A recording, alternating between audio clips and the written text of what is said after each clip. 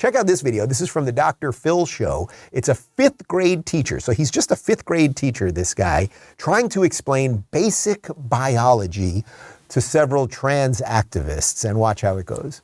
Transgender boys who might not have their own money to go buy tampons, if they're provided free in the bathroom, it's a huge plus. Men do not menstruate. Only women menstruate. Now, you can call yourself whatever you want. Cis men don't menstruate, but trans men do menstruate. No, Same they as don't. non-binary people. Only women. Menstruating is not exclusive Yes, to it cis is. women. No, it's not. Yes, it is. So explain to me as to why my body menstruated at If some your point chromosomes are XX and you're young, you menstruate. If you're XY, you don't. Correct, but what about trans men and non-binary? They're We're not excluding men. a whole group of people They're women that dressed menstruate. as men. You are not a man.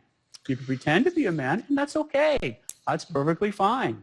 Live your life. And tell me what a man is.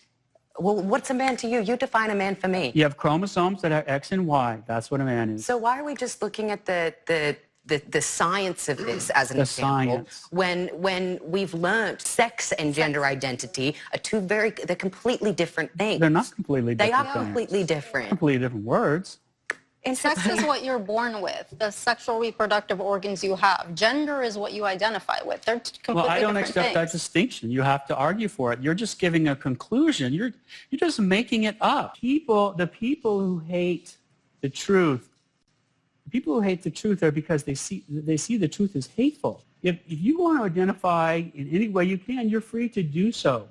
But that does not mean that the rest of us have to join that illusion. You disagree, I disagree with you, and so you call it hate. But there's no hate in my heart at all, so that's You wrong. are being hateful when you tell somebody that identifies Okay. as a man that they're not a man. That's not That is hateful, that's a fact.